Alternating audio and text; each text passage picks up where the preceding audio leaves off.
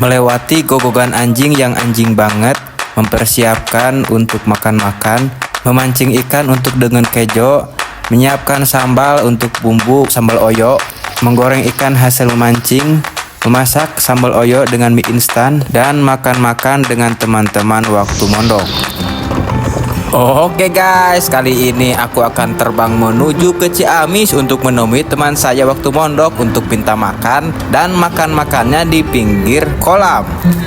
Di kiri kanan saya terlihat pohon jati alias hutan pohon jati. Sejenak saya berhenti dulu di tengah jalan karena di sini ada jembatan di atas sungai yang mana sungainya indah sekali. Kebayang kalau di sini mengambil ikan dan pasti ikannya banyak sekali di sini. Terlihat juga pemandangan yang sangat indah sekali di pinggir sungai dengan pepohonan yang tinggi dan menjulang hijau. Nah, sekarang saya sudah sampai. Terlihat sekali bunga-bunga yang cantik di sepanjang jalan menuju rumahnya. Sehingga dengan tanaman-tanaman indah seperti ini membuat kita yang tadinya capek ketika pulang ke rumah menjadi segar. Sebelum berangkat, kami pun ngobrol-ngobrol dulu mengenang masa lalu ketika waktu mondok dengan mereka-mereka yang suka nundutan di waktu ngaji. Setelah segala sesuatu yang perlu disiapkan telah disiapkan, akhirnya kita sudah siap untuk melanjutkan perjalanan. Terlihat di pinggir-pinggir jalan bangunan rumah yang sangat cantik dan motor-motor yang melewatiku. Matahari siang bersinar terang membuat suasana jalan terasa hidup dan hangat. Pepohonan di tepi jalan bergoyang pelan tertiup angin, sementara suara kendaraan bercampur dengan aktivitas orang-orang yang sibuk menjalani harinya. Di tengah perjalanan itu, aku menikmati setiap pemandangan yang terasa sederhana namun begitu menenangkan. Di bawah teriknya matahari siang, suasana kampung tetap terasa tenang dan menenangkan. Angin kecil sesekali lewat di sela pepohonan, sementara suara aktivitas warga membuat tempat ini terasa hidup dan penuh kehangatan. Ketika kami melewati areal ini, ada anjing yang menggogogi kami. Tapi kami tak gentar karena anjing itu juga insya Allah soleh. Tapi semakin kesini kami merasa takut karena anjing itu ternyata rantainya lepas dan alhamdulillah tidak mengejar. Mungkin karena saya berjalan dengan orang-orang soleh yang diyakini soleh. Di sini juga terlihat kolam-kolam indah dan hamparan pesawahan yang begitu luas. Suasana siang terasa adem meski matahari cukup terik karena pemandangan alamnya membuat hati jadi tenang. Burung-burung sesekali melintas di atas sawah, sementara air di kolam terlihat jernih memantulkan langit yang cerah. Tempat sederhana seperti ini justru punya keindahan yang sulit dijelaskan dengan kata-kata. Akhirnya kami telah sampai di tempat ngaliwat. Rumput-rumput hijau yang menghiasi dan pohon-pohon pisang yang berdiri rindang membuat suasana terasa begitu asri dan menenangkan. Angin pelan berhembus membawa aroma alam yang segar, sementara suara canda tawa mulai pecah di antara kami. Dan ada pula yang membawa ember palkon. Di dalamnya terdapat kasrol yang isinya nasi liwet yang sudah dimasak di rumah. Meski kelihatannya agak berat, tapi tak seberat beban kehidupan. Di sini kami mulai berbagi tugas. Ada yang tugasnya memancing, dan ada pula tugasnya yang memasak, dan ada pula tugasnya yang sedang membantu tetangga yang sedang macul di sawah. Ini adalah bujur katel, sengaja saya oles-oles dengan sabun colek supaya nanti ketika dibakar oleh api tidak menjadi hitam. Teman saya yang ini sedang mempersiapkan kayu bakar untuk membakar katel yang isinya mie. Sedangkan saya sibuk mengupas bawang untuk membuat samara, yaitu dengan sambal terasi yang akan dicampurkan dengan sambal oyo. Mie pun sudah dimasak di atas katel karena apinya telah menyala. Seperti menyalanya cintaku kepadamu yang takkan tergoyahkan oleh apapun. Di sela-sela memasak, kami pun bercanda gurau, mengingat kejadian-kejadian lucu sewaktu mondok. Di saat saya sedang membuat sambal, saya berpikir cabenya jangan terlalu banyak. Takutnya nanti ngising sene karena makan makanan yang terlalu pedas itu tidak baik untuk kesehatan. Nah, teman saya yang ini sedang memancing ikan. Untungnya dia tidak sedang memancing emosi, karena memancing ikan lebih baik daripada memancing emosi. Betul gak? Keprok atuh. Akhirnya dengan kesabaran penuh yang dipelajari sejak mondok, dia berhasil mendapatkan ikan. Meski dia sendiri mancingnya di pinggir kolam yang sepi, semangatnya tidak pernah hilang. Duduk tenang sambil memandangi pelampung yang bergerak pelan membuat suasana terasa damai. Saat ikan itu berhasil ditarik ke atas, senyum kecil di wajahnya seolah menunjukkan bahwa kesabaran dan ketenangan memang selalu punya hasil yang indah. Tuh kan dia tersenyum ria bagaikan tersenyum melihat cinta pertamanya. Tapi dia asik sibuk sendiri dengan teman ikannya, meskipun nantinya ikan itu ada di dalam perut kita semua. Dan di sini terlihat ada para pria yang gagah perkasa sedang macul, yang mana salah satu dari mereka adalah teman saya yang ikut-ikutan macul. Yang baju hitam ini sedang sibuk memasak samara sambal Cahyono dengan aroma terasi yang menggugah selera, hingga siapapun yang menciumnya bakal terpikat hati untuk mencicipinya.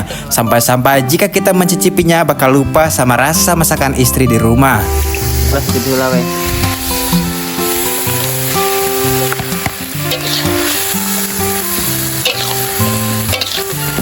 Namun ketika saya mencoba mengkasreng-kasreng masakan ini, seolah-olah saya terbawa ke masa di mana saya dan teman-teman sedang melogat kitab dengan pulpen yang waktu itu harganya 4 ribuan. Meski waktu itu ada yang ngalogat dan ada pula yang nundutan saking khusyuknya. Kadang guru pun berhenti sebentar hanya untuk membetulkan logat yang melenceng. Lalu kami saling pandang menahan tawa karena ada 1-2 teman yang tintanya malah belepotan kemana-mana alias kelai. Dan anehnya kenangan sesederhana itu malah membekas di ingatan kita. Mungkin memang begitu cara hidup pekerja, menghadirkan rindu lewat hal-hal kecil, lewat suara cucutik yang beradu dengan katel, lewat masakan sederhana yang dikasreng perlahan, lalu tiba-tiba membawa pulang ingatan pada malam-malam panjang penuh ngaji, kantuk, dan kebersamaan yang sekarang hanya tinggal cerita. Nah, ini dia hasil tangkapan si Memang yang tadi. Ayo sekarang kita bersihkan ikan-ikannya supaya bisa dimakan. Ya dimasak dulu lah alias digoreng. Jadi sebelum dimasak dan dimakan, ikan-ikan itu harus dibersihkan dulu guys dalamannya, alias dibersihkan dulu kotoran-kotorannya dan kotoran-kotoran yang ada di hatinya seperti ujub, ria, takabur, dan sebagainya. Dan terlihat pula di sini ada makan pakan ikan yang ditanam di sini biar nantinya dimakan sama ikan-ikan, tinggal diambil. Tapi sayangnya ini milik orang lain. Oke, akhirnya selesai dan tinggal dikasih garam lalu digoreng.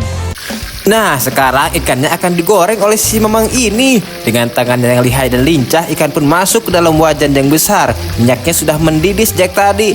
Ces, suara minyak menyambar begitu ikan menyentuh permukaan panas.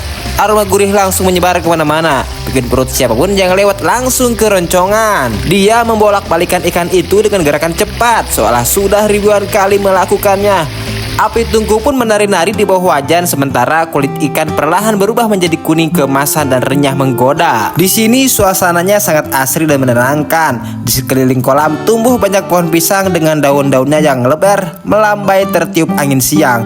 Di bawahnya tanaman talas tumbuh subur dengan daun hijau besar yang masih basah oleh percikan air kolam.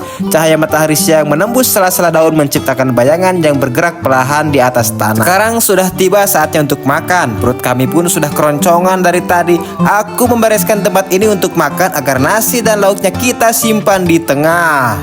Sementara temanku sibuk potong daun pisang buat alas makan. Karena indah sekali jika makan di atas daun pisang. Rasanya seperti diri ini menyatu dengan alam, apalagi ditemani oleh wanginya goreng ikan dan sambal Saryono. Tapi ketika temanku meminta golok untuk memotong daun pisang, goloknya nyangkut guys. Perasaan tadi bekas bersihin ikan gak kebalik deh nyimpennya. Tapi olehnya dibetulkan dengan 1000 cara hingga akhirnya berhasil juga. Saya jadi bingung kenapa sama dia bisa lepas sedangkan sama saya enggak. Dasar golok pilih kasih. Sekarang saatnya untuk meratakan dengan kejo dan nasinya guys, agar semua kebagian tempat dan kebagian rata. Jadi kita dulu di pondok suka gini, suka makan bareng-bareng, meskipun dengan makan ala kadarnya, tapi yang penting rasa syukurnya guys. Jadi jika kita pandai bersyukur, masakan bintang 5 pun kalah dengan masakan ini. Kami pun sudah gak sabar ingin makan, sampai-sampai perut ini gak bisa dikompromi, apalagi ketika melihat makanan di atas daun pisang yang menggugah selera. Seolah-olah mereka memanggil nama kami, seakan-akan mereka ingin dilahap dengan ikhlas dan ridho. Apalagi nasi liwet yang putih bersinar dibalut dengan daun salam dan sereh yang aromanya sampai ke alam bawah sadar kita. Coba lihat daun pisang yang di atasnya nasi putih dan ditaburi sambal oyo Saryono Cahyono Suryono dan goreng ikan. Wanginya. Nah, sekarang saatnya makan. Meski masih panas, kita semua terlihat lapar dan emang lapar banget.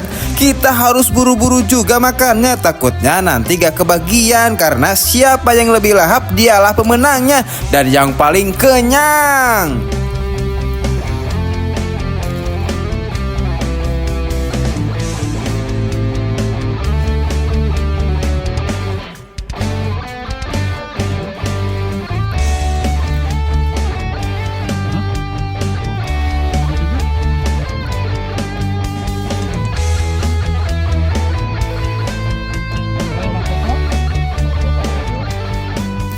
Nah, setelah makan-makan di pinggir balong, akhirnya kami memutuskan untuk pulang karena tugas yang kami kerjakan sudah selesai.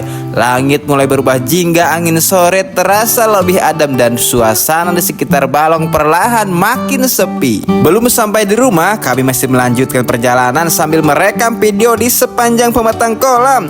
Jalan kecil yang berada di pinggir balong itu terlihat tenang, ditemani suara jangkrik dan hembusan angin sore yang membuat suasana terasa nyaman. Sesekali kami berhenti hanya untuk mengambil angle video yang bagus atau sekedar bercanda di depan kamera. Oke guys, cukup sekian saja video kali ini. Mudah-mudahan ada waktu lagi buat kalian bersama teman-teman. Dan jangan lupa untuk like, komen, dan subscribe.